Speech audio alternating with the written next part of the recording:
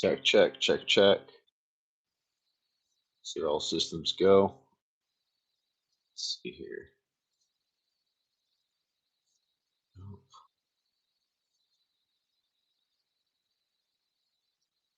go. All right. Good to go.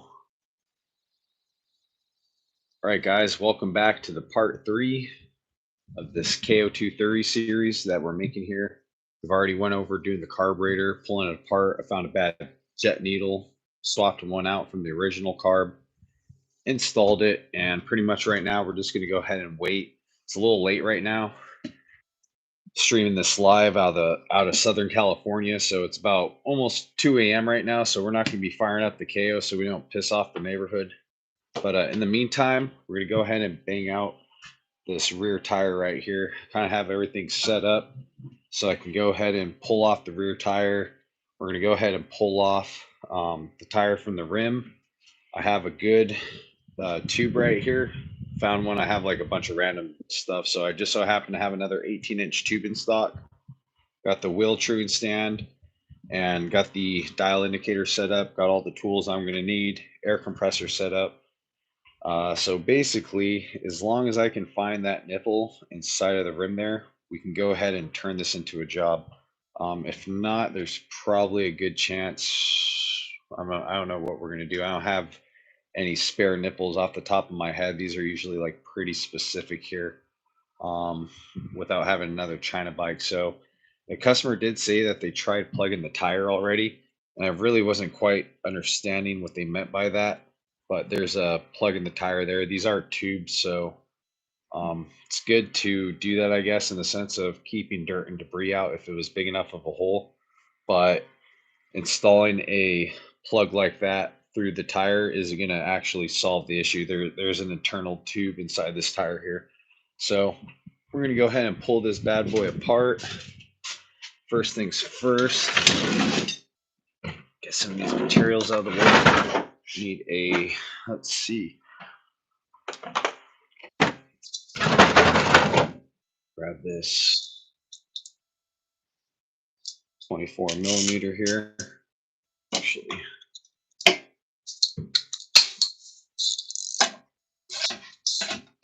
ahead and jack this thing up.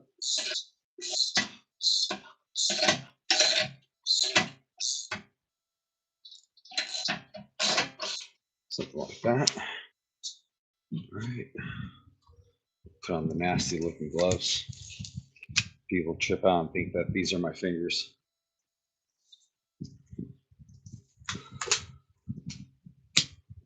Okay. All right. Let's go ahead and get this thing dialed in. Use a 17 and 19 millimeter. Go ahead and go right here.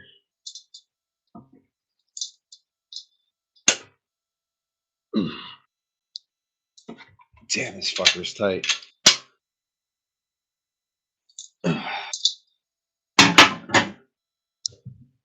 Torqued it to 100 foot-pounds.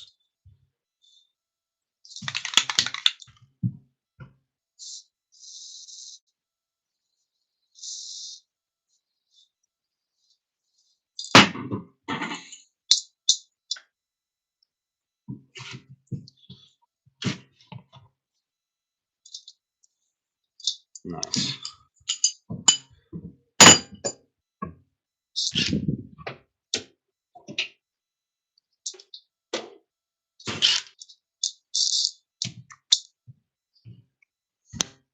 Get some. Yeah. All right, cool. All right. Go ahead and jack this bad boy up just a little bit more.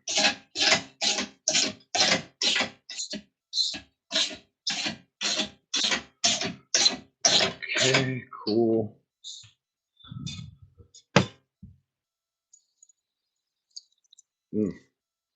Cold brew. All right.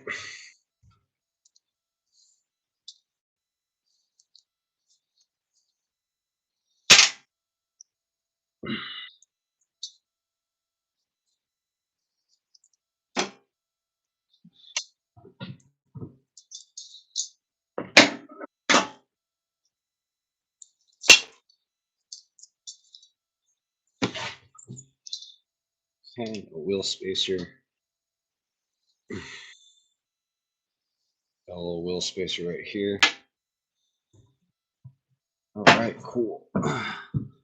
So let's get to work. So let's go ahead and bang this tire out right here. So I may have to put this on my bead breaker, but sometimes I can just bust it over by hand. Just have the rim lock.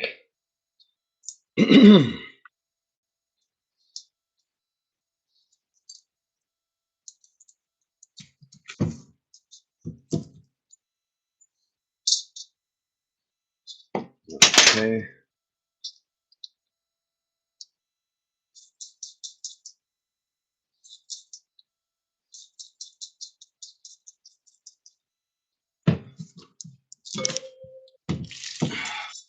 Oh, what's going on there? Sounds like something got loose. Okay. We can't forget this one right here is the old one. So this is a little bit different. Instead of being like a standard, it's like a 8 or 9 mil. No, it's like a 10. It's like a 10 millimeter little nut here. Little spanner nut. Let's go ahead and pull this bad boy off. All right, cool. Didn't need that 10.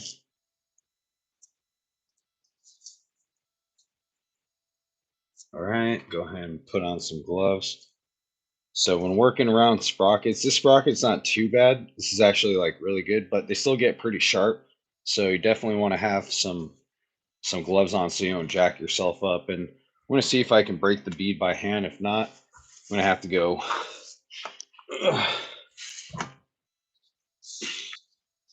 Son bitch. Oh, there it goes. Yeah.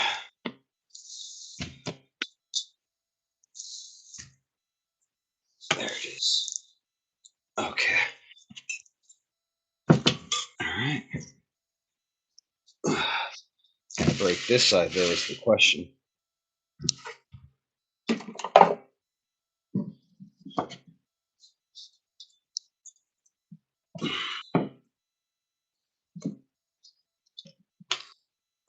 you go. Bam.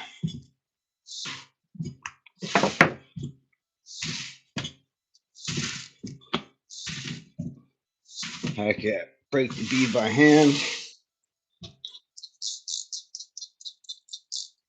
Let's see. That's kind of a little harder to work with. I'm going to do it on see if I can do it on the disc brake side. It might be a little easier.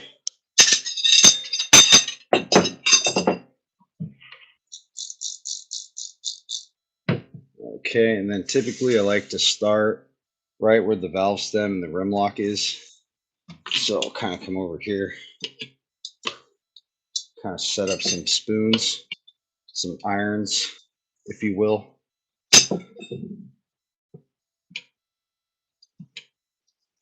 Okay. And you got to be careful when doing this. Sometimes these irons will come back and hit you in the face if you're not paying attention.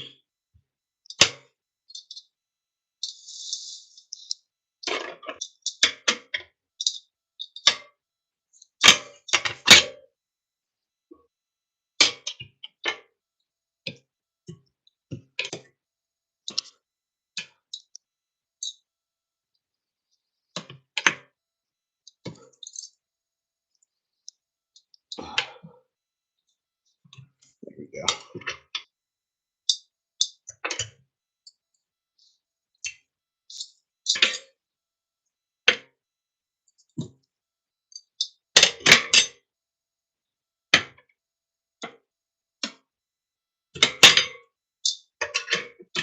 Just kind of pop out.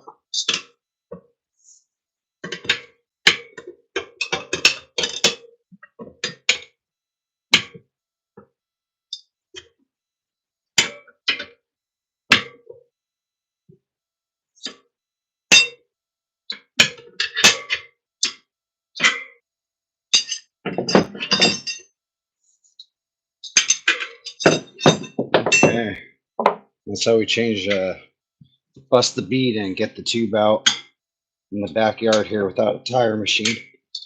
After doing a couple hundred tires, maybe a couple thousand, who knows. Done so many tires. Street bikes, I have to use my bead breaker, but dirt bike tires aren't too bad. Let's see. So this is a pretty thin tube. I hope the one that I have like a heavy duty tube, so hopefully it fits pretty well. And let's see if we can find that nipple in here. Oh, I think I heard it. Oh, what's that? I think I see it. Oh, you son of a bitch. Wait, what's right next to it? There's something else right next to it too. It's a fucking nail. Look at that. Like best friends. A nipple spoke and a freaking nail. Yeah.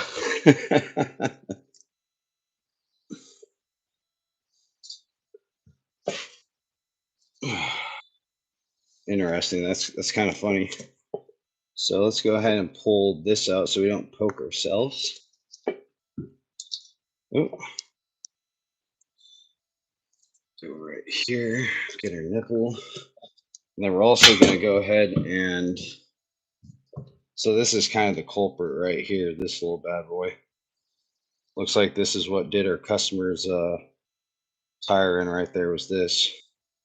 But I was also fortunate enough, I found the missing nipple.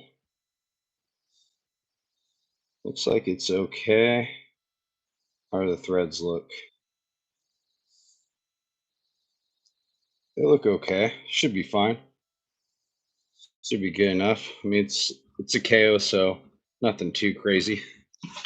All right. All right. So we're gonna need this at some point.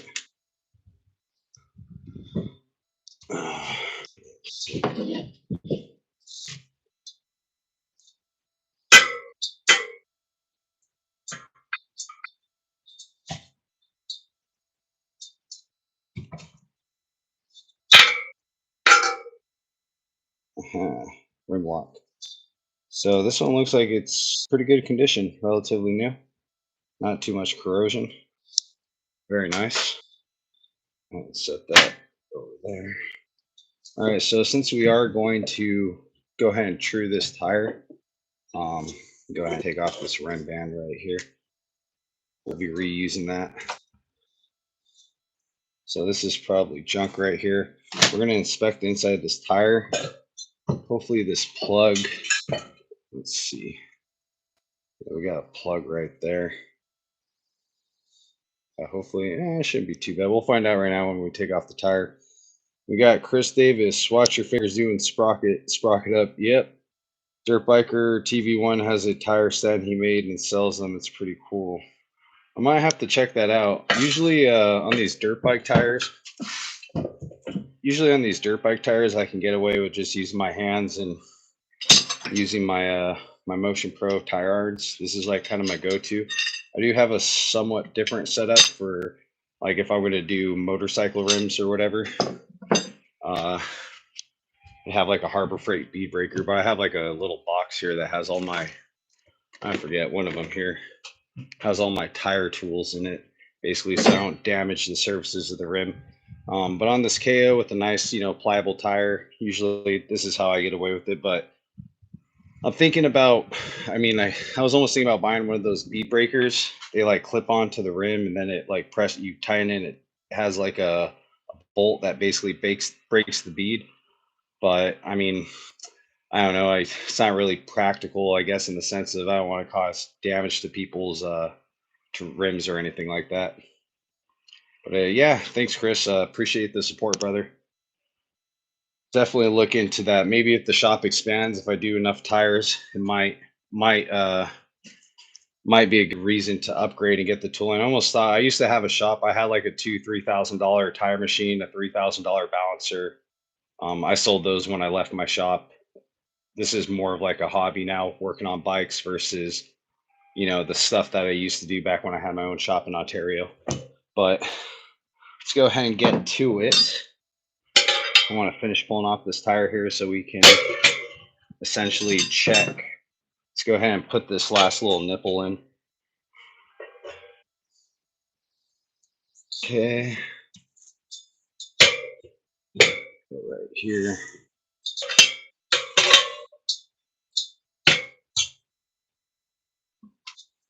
I like to usually set up about 4 spoons. 4 spoons, 4 irons, typically. It all depends. Sometimes I can get away with 3, but 4 seems to be the best.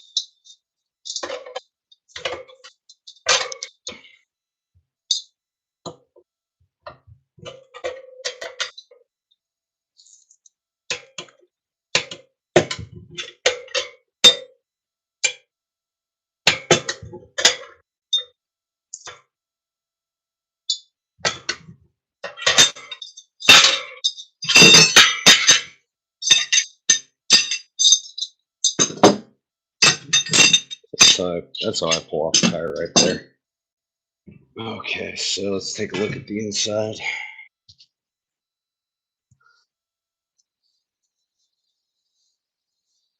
I mean, technically, you want a nice, flat, smooth surface. So I don't know. Technically, if this was at the shop, we'd say get a new tire because it's probably going to pop the tube eventually. But the way we do things, we're trying to save some money here. We're on a budget. We're balling on a budget.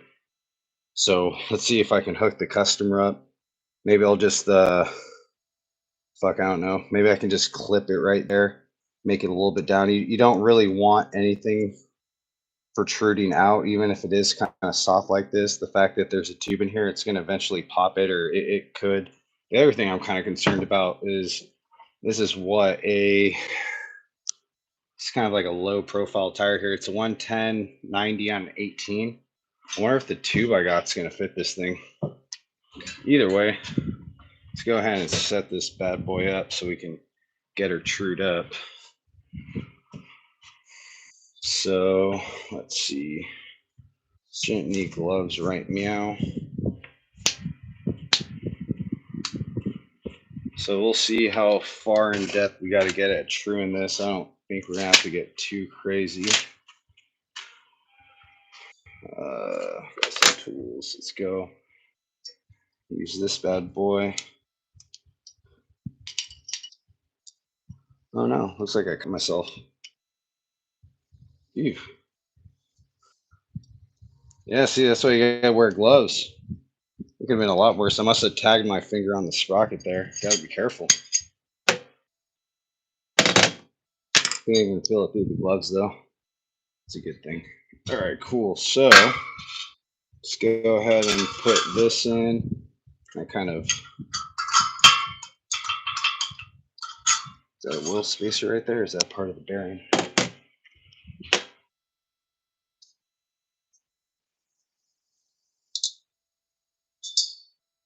Perfect.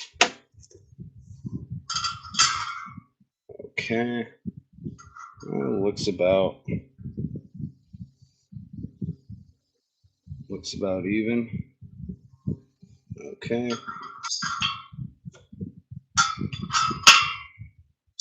Looks like it's gonna work. Sometimes I almost need to make a little custom wheel spacer.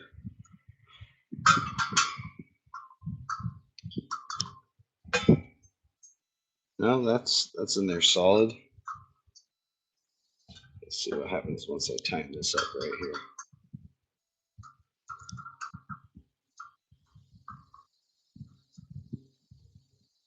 Very nice. Don't feel any lateral or axial movement. Should be good. It's kind of,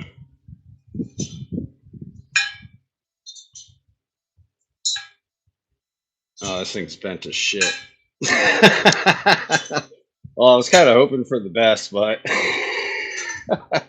so it was probably ridden without the spoke in there on a flat tire.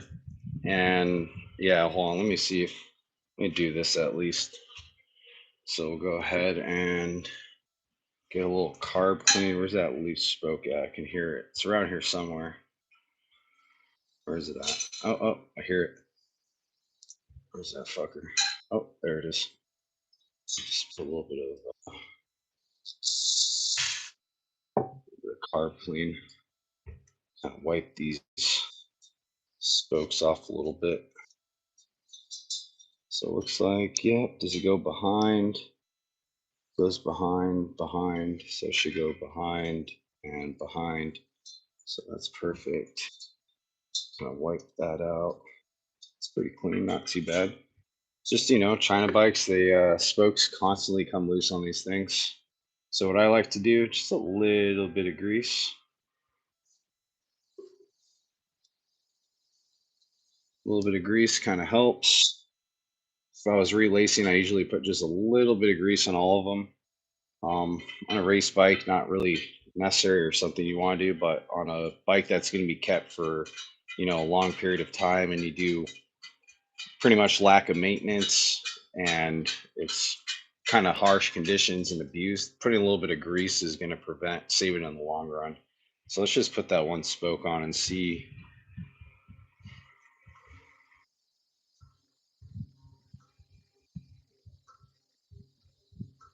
Oh yeah, it's bent. Look at that bent.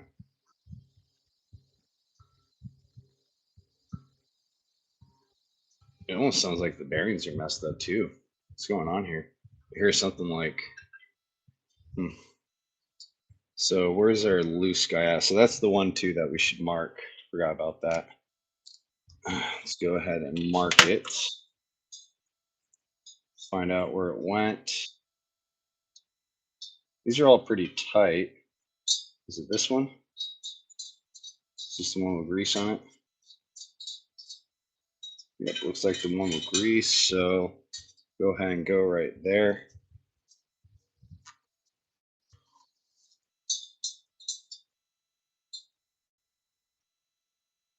Okay. So that's the one that was super loose. It's going to be my starting point essentially, unless we find some other ones. Okay. No. Okay, these ones are, this one right here felt a little loose.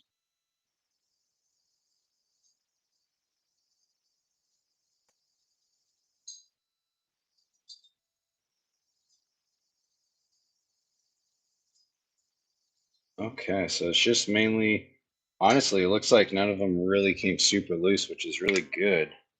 So let's, for shits and giggles, let's see like what numbers we're actually working with here. Kind of curious.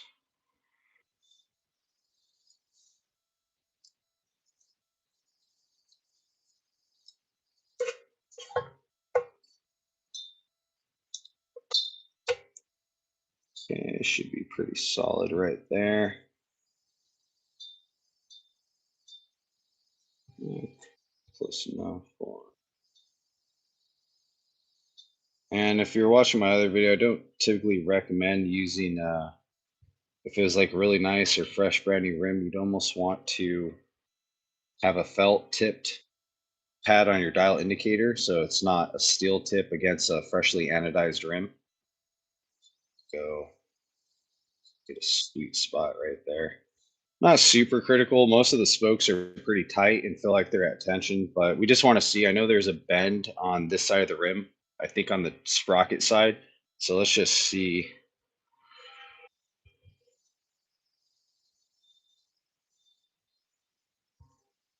Is it a hop or is it a side to side? Oh, there we go. What's that? 40, 50. So that's 50 thousandths out. There's really no correcting that. Let's see. So that area right there. Yeah, so right where the logo is.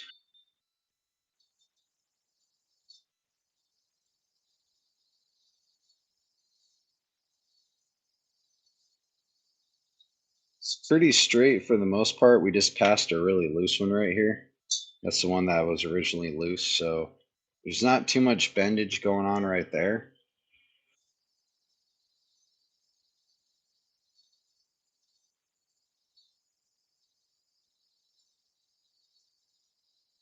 can see right where the logo is there, that logo where it tells you the size of the rim, that's where the bend is. So let's see if we can kind of see that again one more time.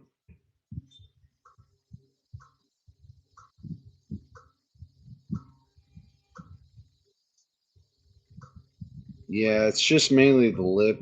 Is there any up and down hopping? Uh,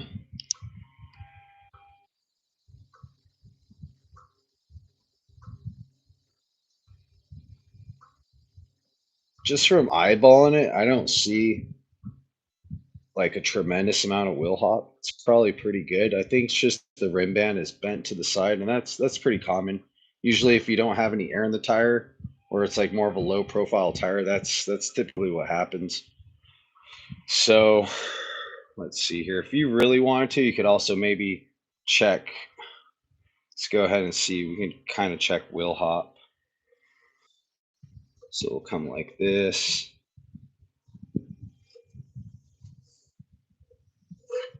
Do it in a way that you guys can see.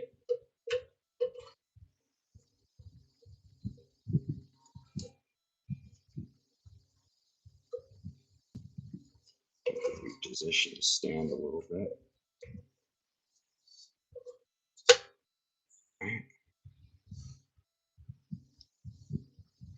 Let's see, how the fuck do I do this? What am I doing? How do I? Right? Okay, that's what I'm trying to do. Right? Gotta use my brain a little bit. There we go. Nice little setup right there. We'll go ahead and clamp this down so that way we can check the vertical run out. Basically, we're checking the side to side run out. Now we're going to check wheel hop essentially. So we'll go ahead and zero it out. Close enough. So it is upside down. There we go. Kind of see that a little bit better. So we'll go like -0, 0, 0.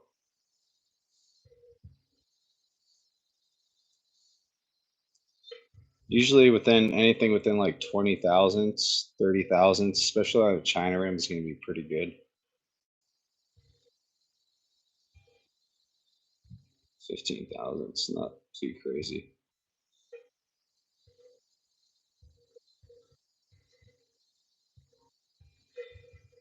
Yeah, I mean, it's probably fine. There's like 50 thousandths. That right there could just be differences in the plating. There's so many things going on.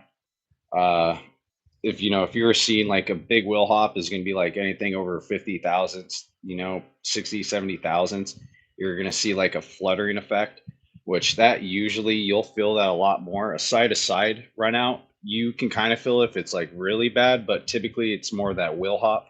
So when you're true in a rim, you want to focus more on the wheel hop aspect, making sure the wheel hop is, minimalized, especially if it's on a bent rim or something that's damaged. On a brand new one, same thing. You obviously you want to get it best of both worlds, but more so on a used or damaged rim. What you want to focus more is the wheel hop or vertical run out versus the lateral or side to side run out. Not that you can't feel it; it's just not as felt as having a really big hop in your rim. And obviously, you guys would know that if you've ever had like a bent bicycle tire when you're riding, if it has like a really big bend in it, you're gonna feel that when you're going down the street. So let's see here. Let's go ahead and take this away for a little bit. Kind of want to see here. So this is the one. Let's go ahead and see if we can torque this bad boy down. What size is it? Looks like a number 3 on my wrench here. So I'm just gonna pull on this one. And then we're gonna check them all too. So this is essentially gonna be our starting point. And if you watch my other video with the WR, I don't know if I'm going to go into crazy detail with marking them. Usually I do, but we'll see. I just kind of want to run this one. It's going to be a little quicker. So we're using that side. So 1, 2, 3. That's good. 1, 2, 3. Good. 1, 2, 3. Good. 1, 2, 3. Good. 1, 2, 3. Good. 1, 2, 3. Ooh, found a loosey one right here. This one's loose.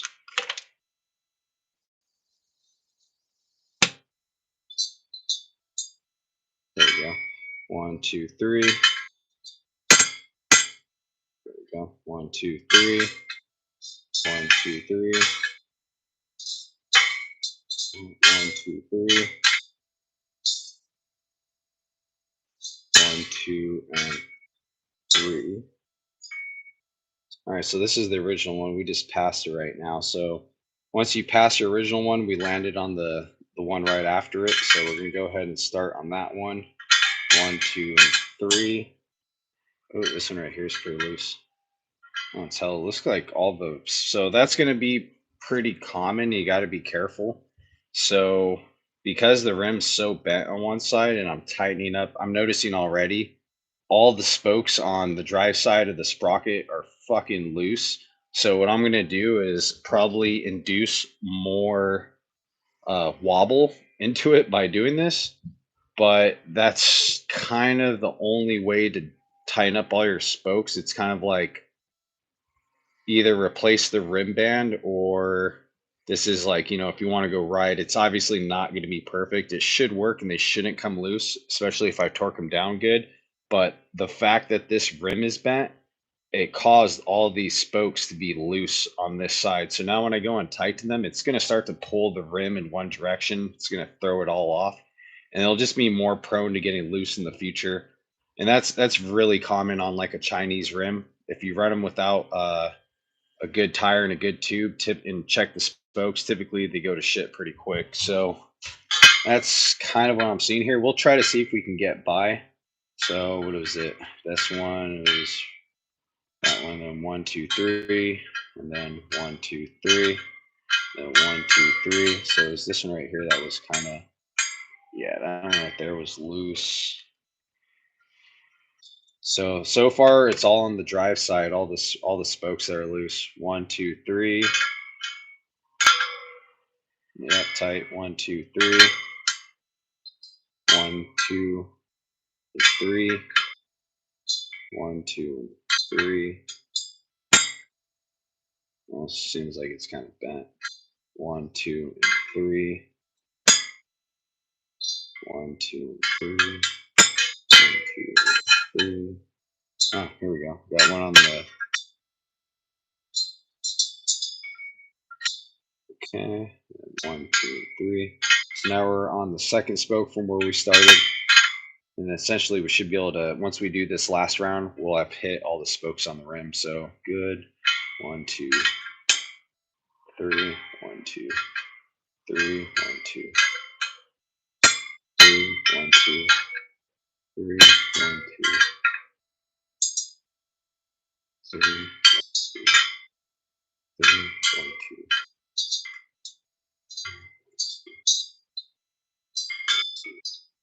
Oops.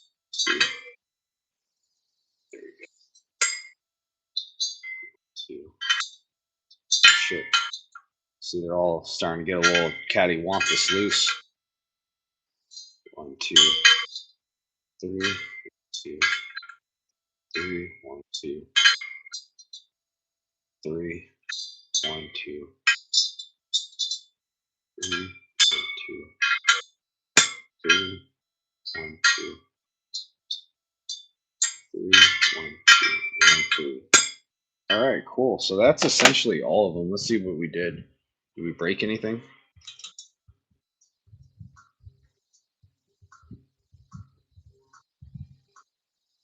You can see how.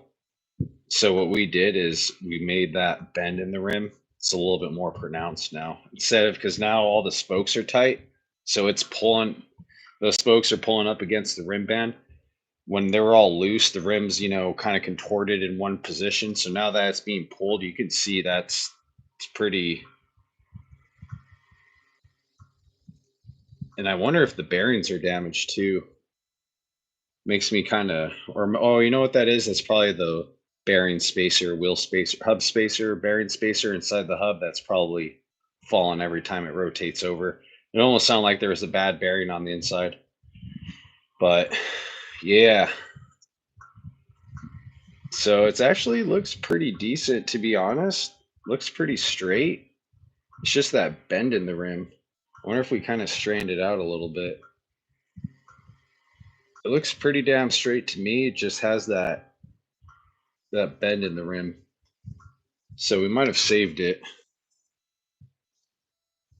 Let's go ahead and do one last check.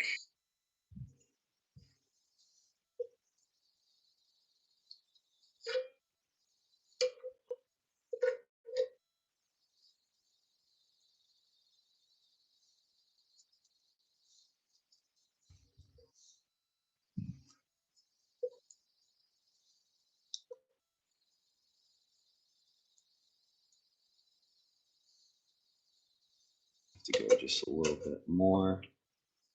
That. Okay.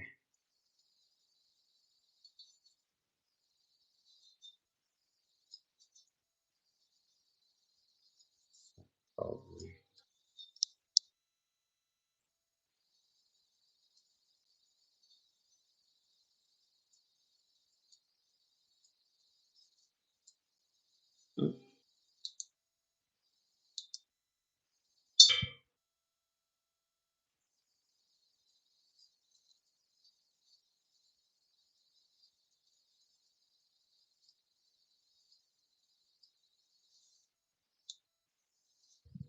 Should be good. All right. Let's see. Let's find a starting point. Where's our really loose spoke at? It's right here. So there's our really loose spoke. Zero this bad boy out again. Okay, good enough. See what she looks like.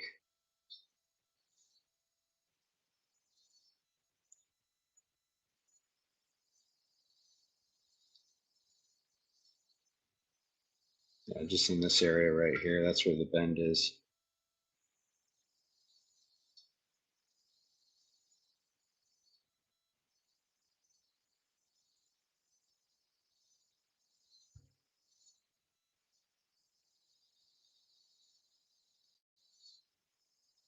So it seems pretty accurate. Looks like it's right back to where it started. Zeroed out. Let's go ahead and take another look.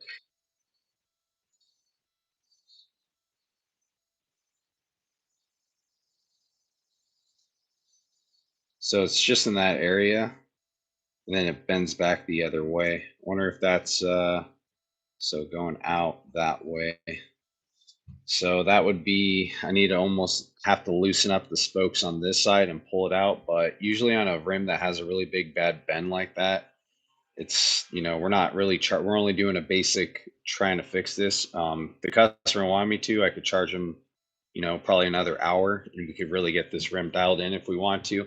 But basically for what we're charging, this is going to be sufficient. So we'll pretty much just do one last pass, check all the spokes, make sure they're dialed in. They have a nice little snuggety snug torque on them. And then we're going to go ahead and slam that tire with the tube on and get this thing done so we can go ahead and take it on a test ride in the morning to finish up the carburetor tuning, make sure this, it's pretty much good to go. So let's go ahead and get these gloves back on.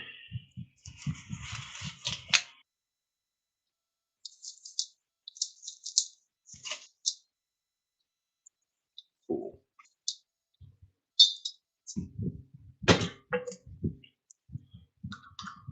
Okay, so now we're going to try to get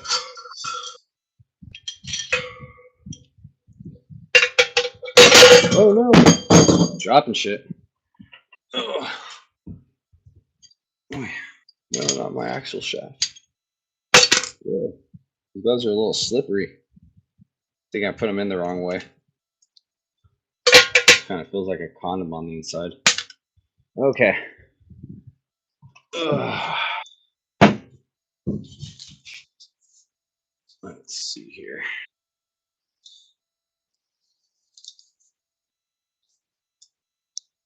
Okay, so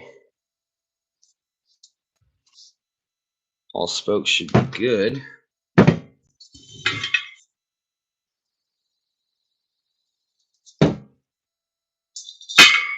that right there.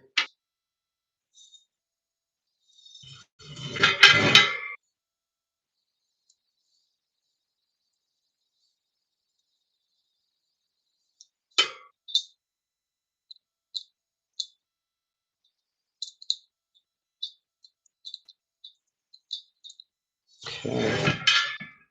All right, let's get this rim band on.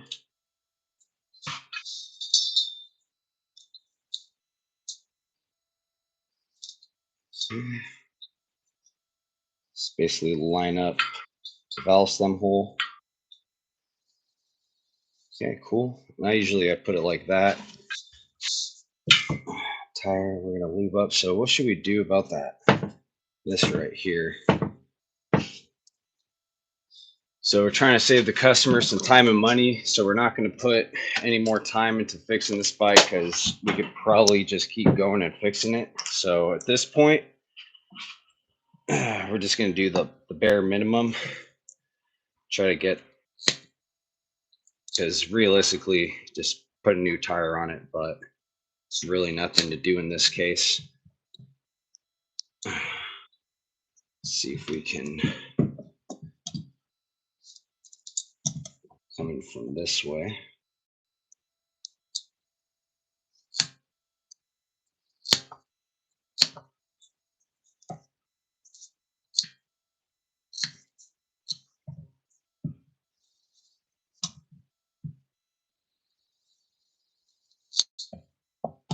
Nice. All right, cool. There's no pokey D belt. So that's the biggest thing usually. That right there should be fine, that little tip, I would imagine. If it punctures the tire again, then realistically, customer is going to need a new tire. And if the rim comes loose again, customer is going to need a new rim. That's typically how it goes on these China bikes here. All right. Put that on.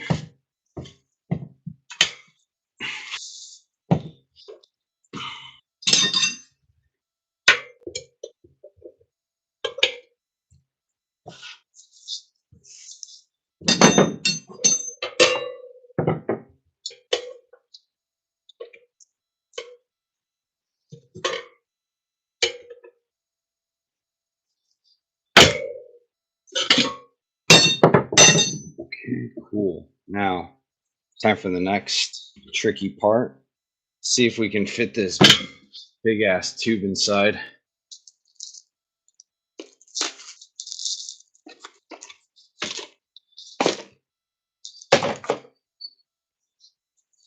This is a heavy duty boy.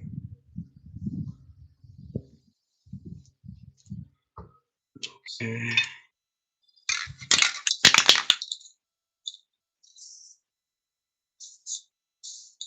Let's see what happens. A little bit of lubrication. Let's see here. See how this tube fits. All right, we'll go right there.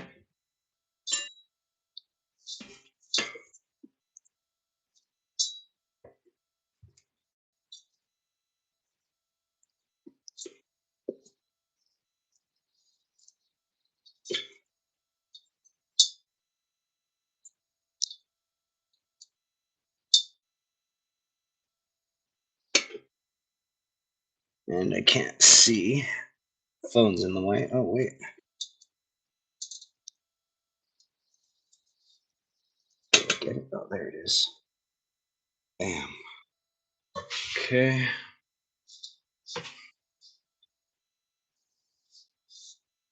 This little nut on right here.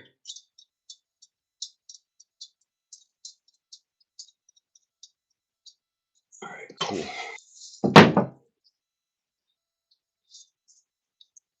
All right, stuff this tube underneath on top of the rim lock.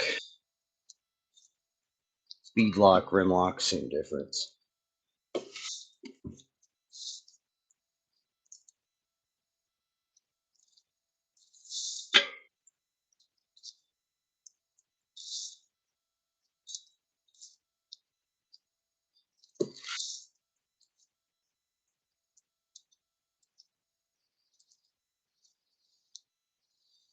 Okay.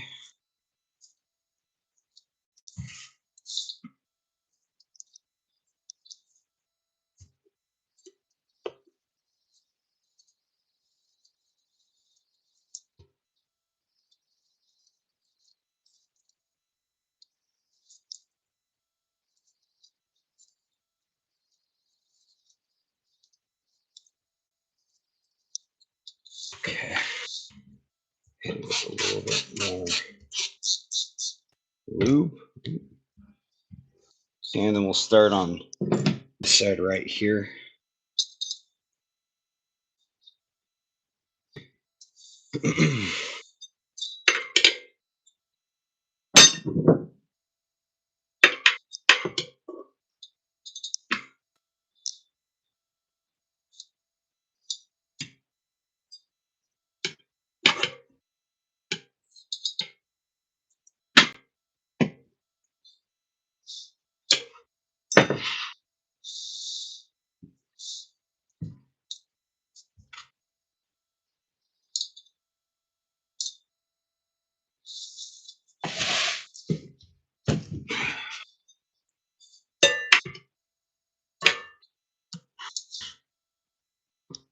Usually you want to put my knees to try to push that bead in on this part so there's less chance of pinching the tube. Let's see here. And it's kind of tricky. You kind of got to hold one tire iron as you do it. If not, you run a risk of it come back and hitting you in the face. So we'll hold that one like that. I'll go off these two.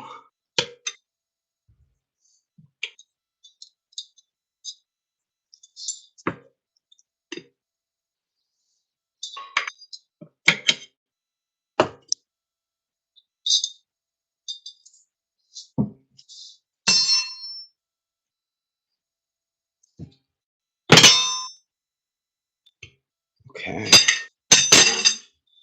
Voila. So in theory, this should kind of work out right now. Let's go get some air and fill this bad boy up and see what it does. Okay.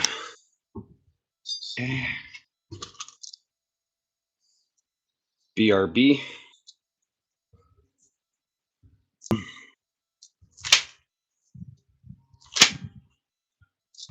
All stem. Cap.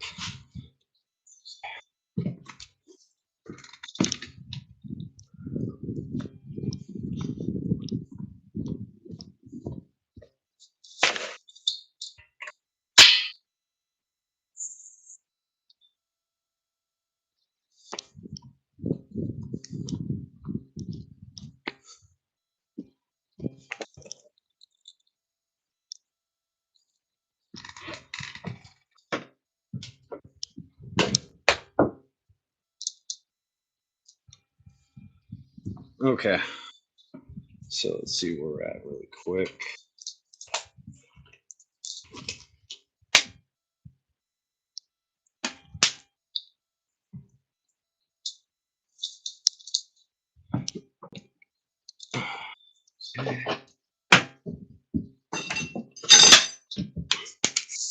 See if this worked.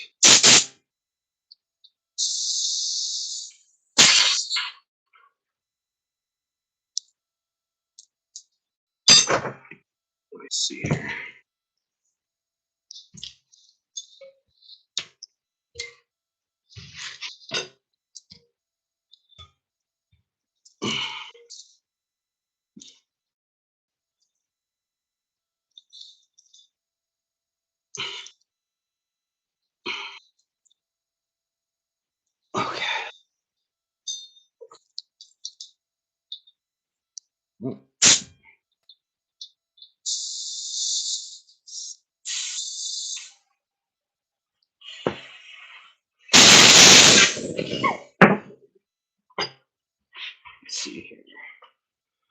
Put a valve stem in, or a straighter valve in.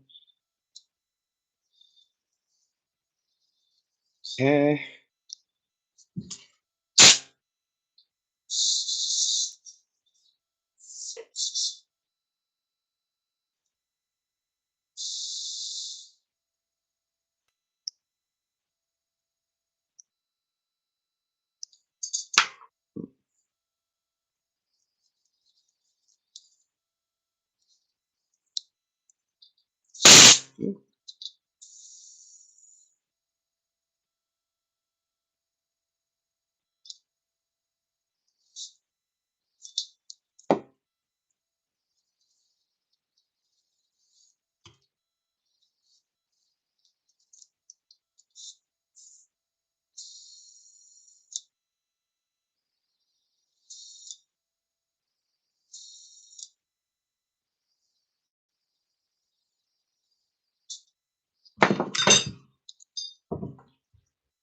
All right, cool.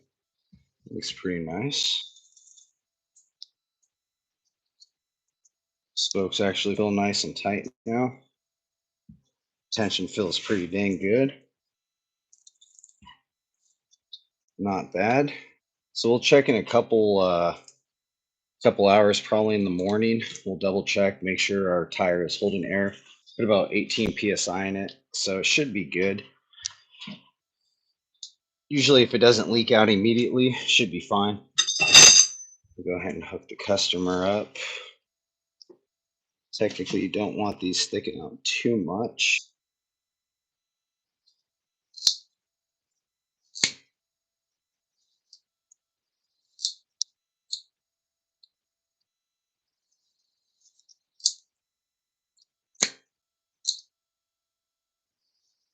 All right, sweet.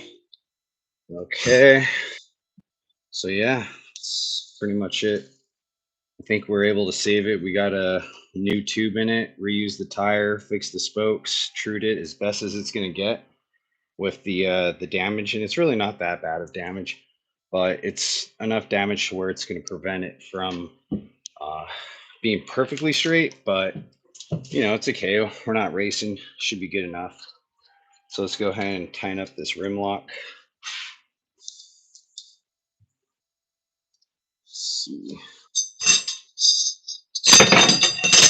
It's going to be this 12 millimeter here.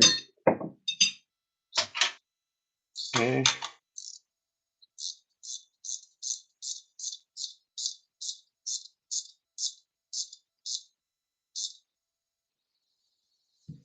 Okay, very nice.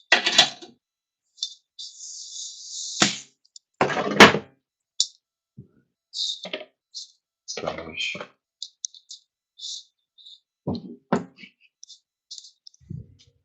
Okay, so that pretty much finishes that part right there.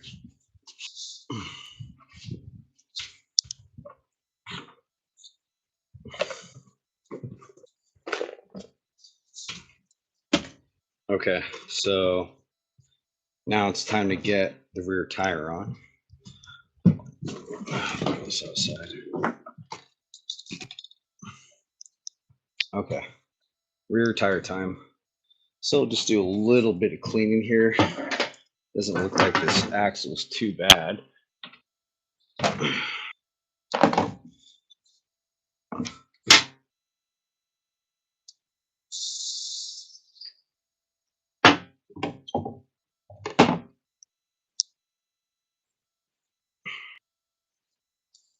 Looks pretty solid.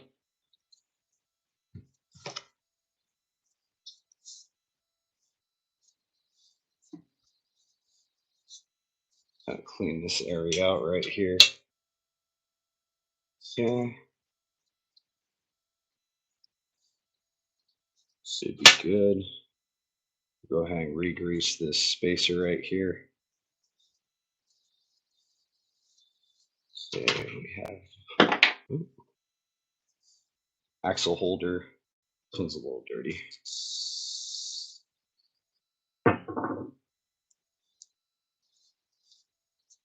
Okay, sweet. All right. bad boy up a little bit. So let's take a little bit of grease.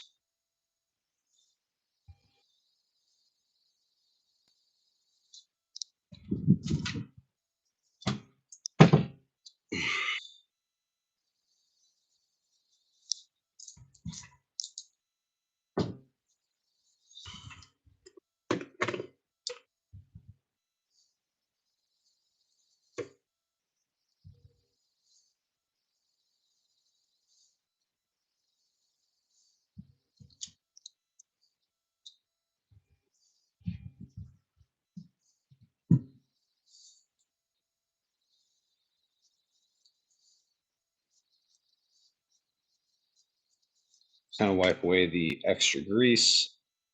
That way it doesn't collect more dirt, but just enough to where it prevents corrosion. Okay, very nice. All right, so essentially this is ready to go in, and then we'll throw just a little bit on our axle as well.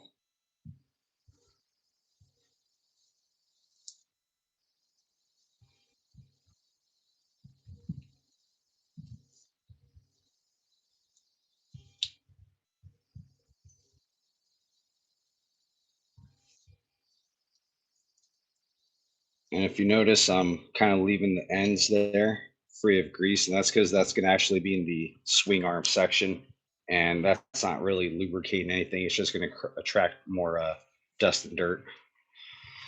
So let's go ahead and slide this tire in. This should be pretty straightforward, except for dropping wheel spacers. Okay. All right, kind of slip the chain on, and at the same time feed the rotor into the disc, or the, should I say, the disc rotor into the brake pads. Ugh.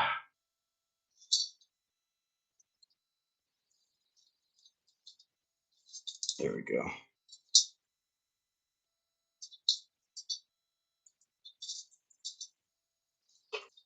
All right, perfect. So now it's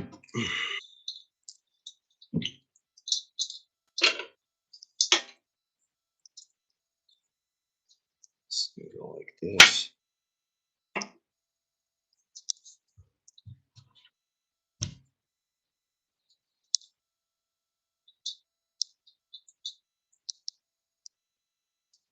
Oh, it's the chain adjuster, motherfucker. There we go. There we go. Tits McGee. Shazam, look at that. How we doing? Oh yeah, look at that. Mm-hmm. Fuck yeah. Bicycles, baby. Cool. So in theory, this thing's almost ready for a test drive. As long as this tire holds air here, which looks like it is. So far, so good.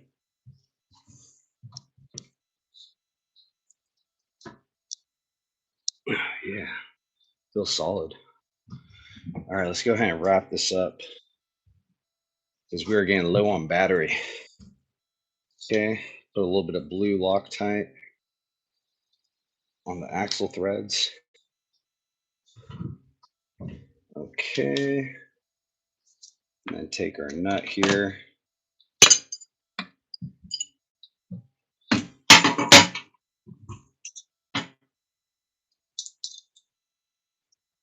Okay, put this. Let's go number 2 mode. And then typically what I'll do, kind of pull up on the chain to seat these axle holders up against the tensioner bolts here. You want to have these flush up against those, so you want to pull up on the chain. That nice and, yep, nice and flush. Okay, how are we looking there? Yep, perfect, good enough. Good enough for the Kayo. All right.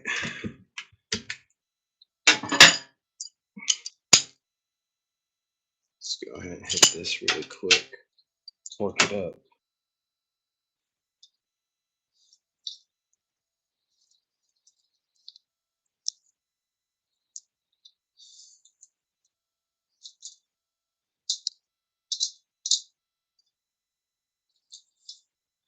And how tight is tight?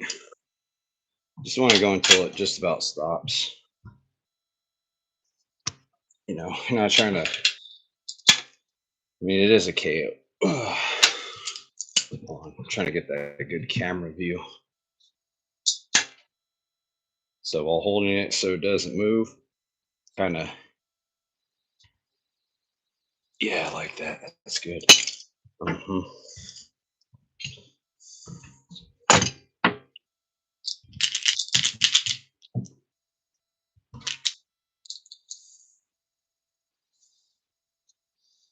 All right. Fucking done. Fuck, should I start it up? Piss off everybody in the neighborhood? I can't do that. Whew. Do a quick night ride? Wait. Oh, but the headlight doesn't work though. That's a bummer.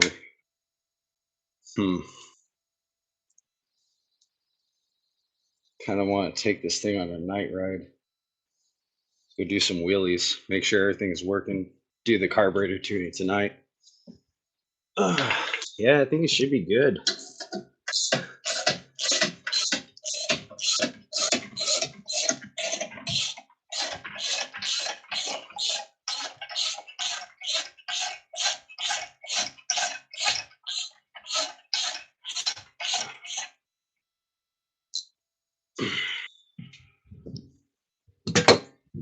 Right.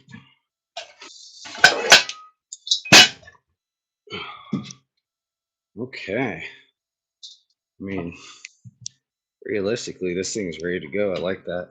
So far, so good. Holding air in the tire. It's always the best part, you know. It's always nice to have a good working tire. You gotta put the valve stem cap on.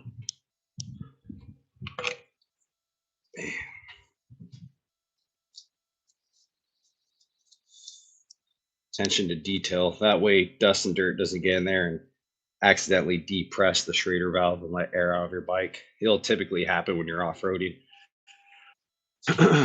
Shoot. Yeah, looks nice and straight. Air pressure's in. If you guys were following in parts 1 and 2, ran into some carburetor problems, so we went ahead and put this carburetor on. Also removed the choke cable. So I don't think the customer, they can kind of get access to it. Yeah, you technically can. It's just you can technically get access to the choke right there. It's just a little bit harder versus having the lever up here. But it seems like it's the incorrect cable. And if you watched in the part 2 video when I was kind of messing around, just barely touching the cable was making the plunger move. So that tells me if we're going to be riding, it's going to be vibrating. It's probably going to be running rich randomly all over the place. So might as well just leave it the way it is with the plunger, pull type plunger style versus having the, what do you call it, this style right here. Yeah, this wasn't really working out too well. It's like almost like this end right here needed to be cut off a little bit so then you could fine tune the adjustment. But it's just, you know, it's a KO. The parts aren't the best. But as far as making power and having fun, these bikes are great on the track. Can't wait until Lake Elsinore opens back up. They shut down. It's almost been like 2 years since they shut down, but they have the best pit bike track down here in Southern California. It's probably my ultimate favorite. It has a mix between beginner sections all the way up to like advanced, you know, with 30-foot tabletops. And for a KO, this is definitely within its reach. But unfortunately, that track shut down because somebody sued them. And so now there's less places to legally ride out here in Southern California compared to just a couple like 10, 15 years ago. There used to be all sorts of tracks, Milestone, Some people might remember Milestone if they ever used to ride down here in Southern California. I think I forget when they shut down. There's like a couple other ones too that used to be popular back when I was in high school that have shut down in the last 10, 15 years. But yeah, it's kind of becoming a dying hobby, but at the same time too, there's a lot of people still interested because, you know, it's fun, you know. No spark, no fun. So yeah, guys, looks like we have a pretty decent attendance, pretty consistent stream tonight. Got a little over 100 people in the audience. It's a little bit above average for me, and I notice it's typically on these late night lives here. Uh, you know, pulling these late night streams around 1, 2, 3 a.m. in the morning. Could be that. Maybe it's the type of work that I'm doing. You know, chain sprockets isn't as fun as watching a bent rim get trued. So definitely understand a little bit of the retention and traffic being driven there. But if you guys have any questions, this is what we do. Work on different bikes. It's can't ever say it's gonna be anything specific. It all depends on whatever gets dropped off and what the customer is willing to pay, and it depends on how their bike broke. That's what's gonna kind of detail the job. And you'll notice from watching my videos, I have a couple hundred videos on this channel. Um, the more I've probably worked on each model quite a few times, but if you notice a trend, like I'm posting the same, you know, the same bikes, the same years, makes and models, same types, and doing the same services, it just kind of shows you like what's more popular, what those bikes are more prone to breaking, more consistent problems, like the CBR 929. Those bikes are really well known for their PCMs or their ECUs failing. So we'll be making some literature on that in the future. We'll actually be tearing one apart and replacing some of the hardware on it. We'll be dipping into the electronics. So we do a little bit of everything: valve adjustments, tires, chain sprockets, forks, full tear offs, do engine rebuilds, basic tune ups. Sky's the limit. Never know what you're going to get. So yeah, appreciate everybody hanging out here. Subscribe, hit those comment boxes, give this video a thumbs up, and stay tuned for the next one. Thank you.